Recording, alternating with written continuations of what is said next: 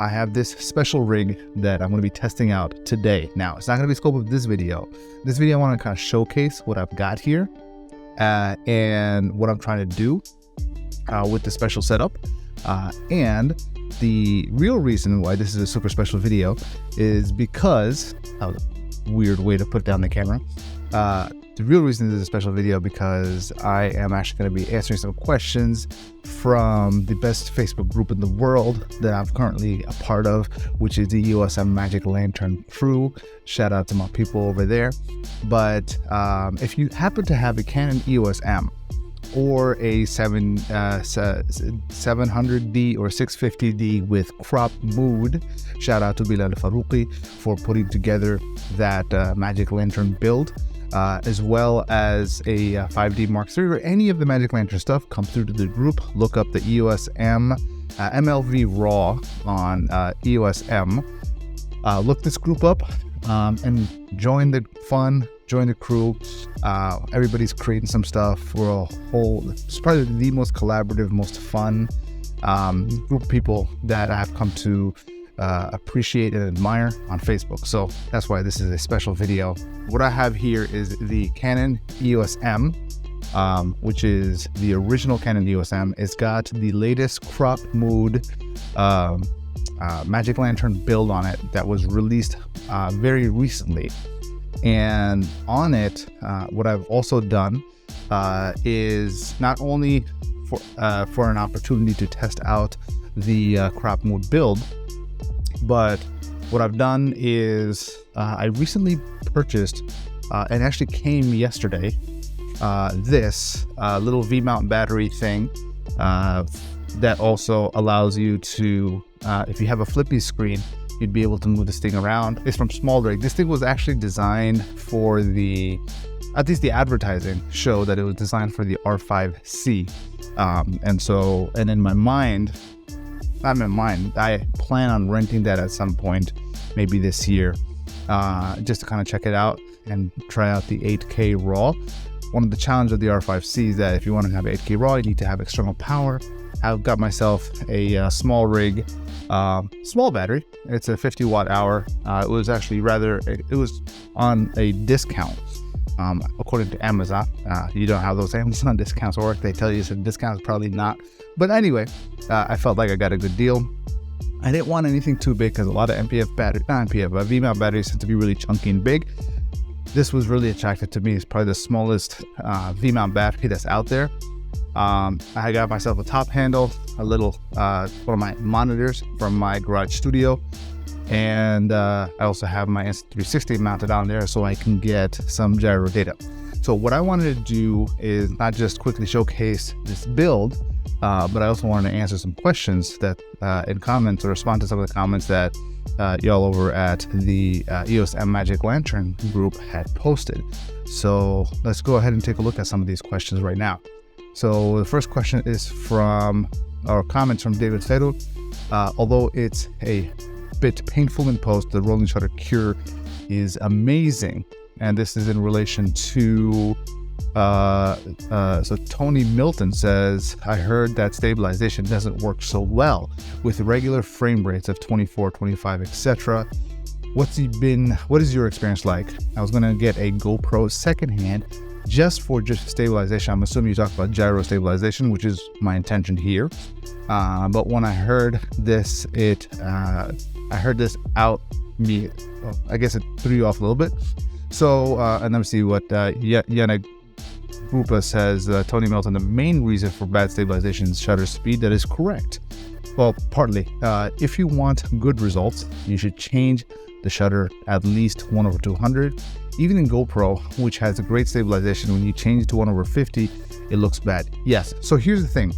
When it comes to gyro data stabilization, and even visual effects, not just stabilization, but even visual effects, one of the things that needs to be addressed is motion blur, right? Motion blur happens when there's any kind of movement.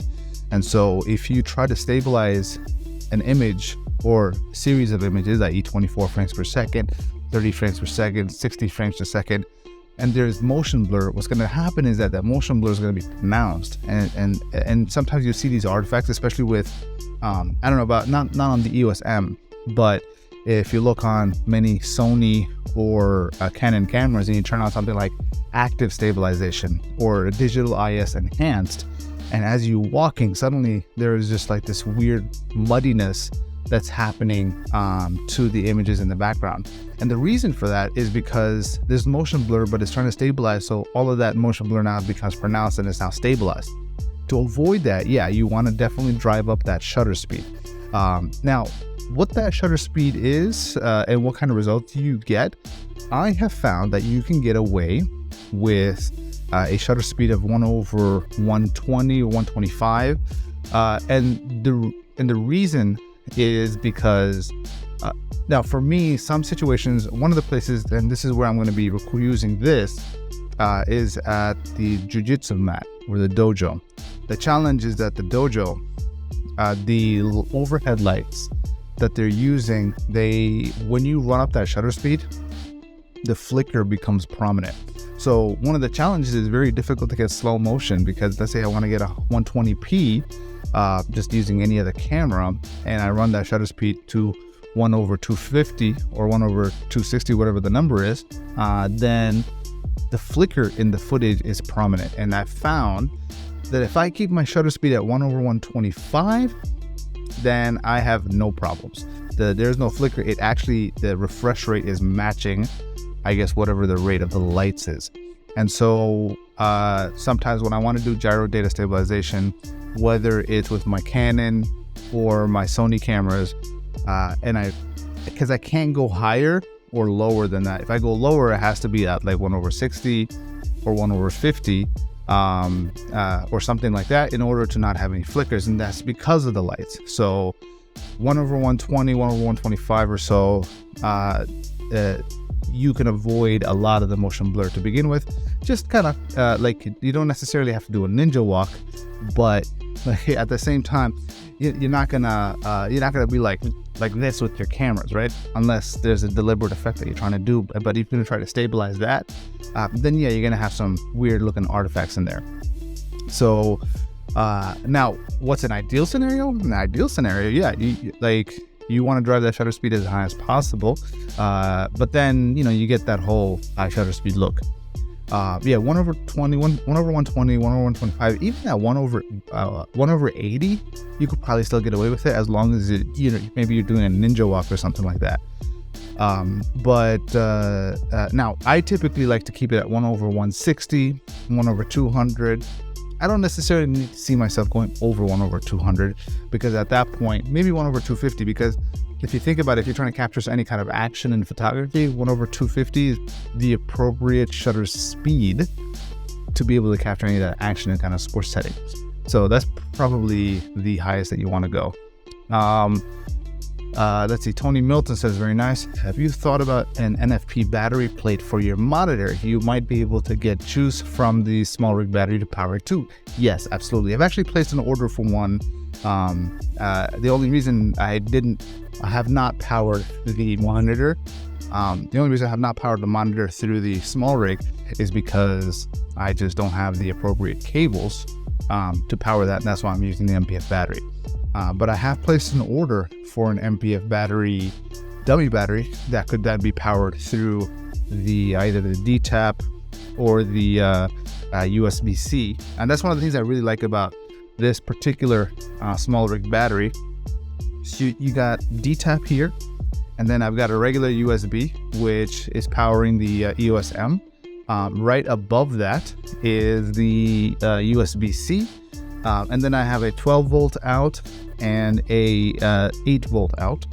And one of the other cool things is that, like, you might be looking at this and you're like, why is the NPF batteries very close? I can just go ahead, flip this little switch, and I can adjust wherever I want this thing to be. So I just kind of kept it really close, just to kind of keep things really nice and secure. But I could even make a little bit of space, and boom, there you go. The thing is appropriately placed with relation to however I want it.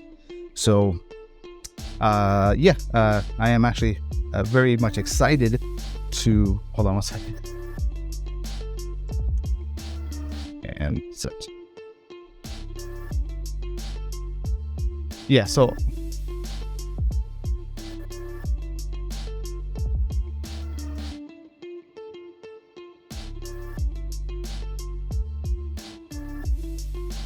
okay, yeah, so I am very much excited for the MPF battery plate coming in.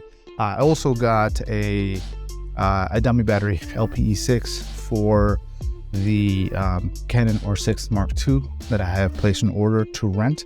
I have an event coming up this weekend and I wanted to try that out. It's going to be just side note, R6 Mark II paired with a 70-300L lens IS, and I'm looking to pair that lens up with a Canon EOS M6 with crop mode, so look forward to that. Senti Blind says, nice setup, thank you. Jewelry Merker says, gimbal has almost the same effect at no loss in resolution and extra production steps. You're absolutely correct. However, the weight of this, right, is, now keep in mind, this is not my final build. This is a temporary setup. One of the things I've placed an order for first is this, the DJI Ronin 3D focus. So I purchased this. Now this is going to be paired with the ANDYCINE 3D focusing, I guess, system. So this is product I saw online. So basically this thing called ANDYCINE will synchronize with or connect with the 3D focusing system from DJI, and at the same time it will then power it or send that information through a Tilta Nucleus Nano. And so I placed an order for that as well. And so I have a couple of rubber cine gears that I'm going to attach. And one of the reasons why I really like Tokina lenses is because they have the option to have hard stops. And so if I can get autofocus built into the setup, then this is going to be a very interesting rig. So F3D focus based autofocus that I might just, whatever that little device is, I might just stick it right under here and so get some 3D focusing going. That's the hope. That's going to be what this next level setup, my handheld cine rig. With regards to the gimbal, the setup is just too heavy, right? At least the gimbals that I have a DJI Ronin RS1. This is not going to be able to support the weight of that. One of the things I do want to do, and down the line in the near future, is also make a purchase for the RS3 Pro bundle. Partly because of the weight, it'll be able to take the weight. And I also want to see an experiment with the DJI has some really good tracking that I've seen. So for those purposes, with some of the work stuff that I do, not every quarter, but a couple times a year at least, we put together a couple of events, and I want to be able to see if that's something that could be used for some of our event production and marketing when we're doing some of the recordings and we're short on staff sometimes. So that's going to be something that'll be interesting, and how much of that could be carried over to the EOS M or any kind of cine setup. So yeah, that's something that I'm really looking forward to. So I've got another question here. Are you finding any issues to synchronize GoPro gyro data on gyro flow? I mean, pairing different between frames per second between the two cameras. I'm currently searching for an ideal solution for drone footage with the EOS M, but not sure about using a stripped GoPro 8 or investing in flow shutter. So in my experience, the only things that you need in order to synchronize properly between the gyro data of an action camera, whether the action camera is a GoPro or an Insta360. I myself have a GoPro 6 and I have an Insta360, and I've successfully synchronized both of those, any one of those, with the footage from my camera. The only two things that you need knowledge of when it comes to appropriate synchronization, it's not the frame rate.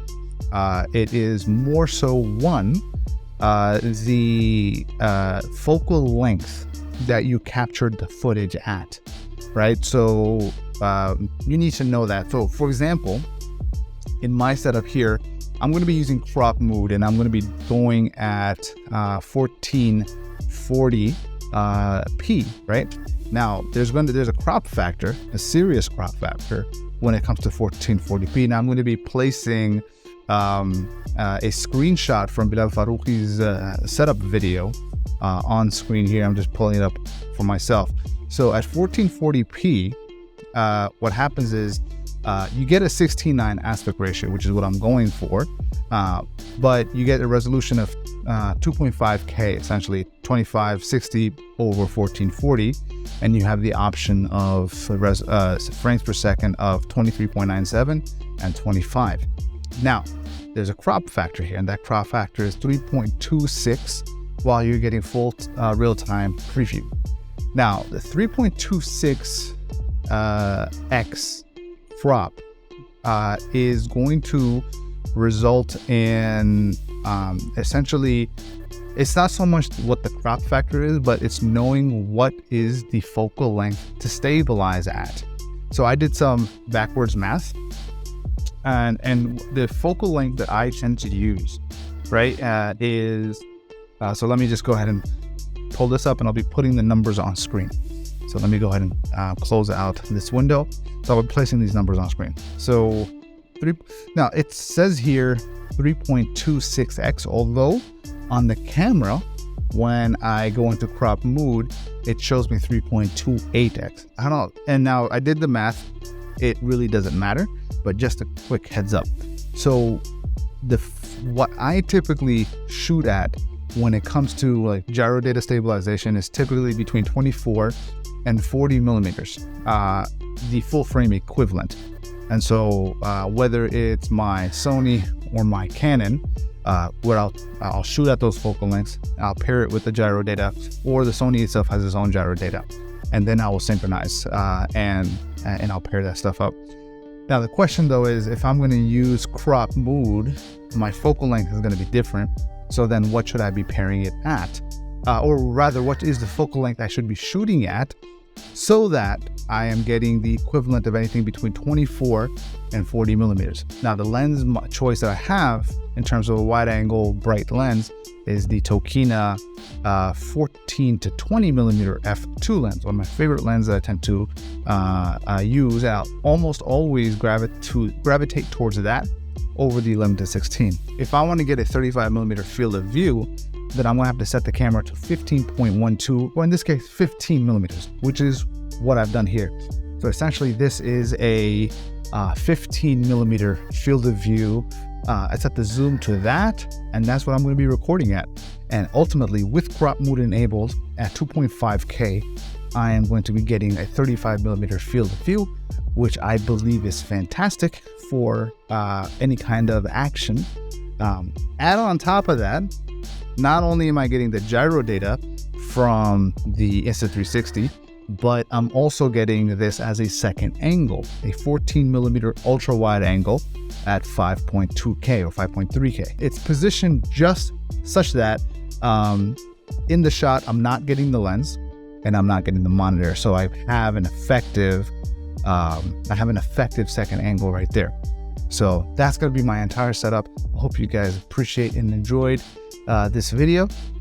If you are not part of the Magic Lantern EOS M community on Facebook and you're seeing us on YouTube for the first time, come through, join us.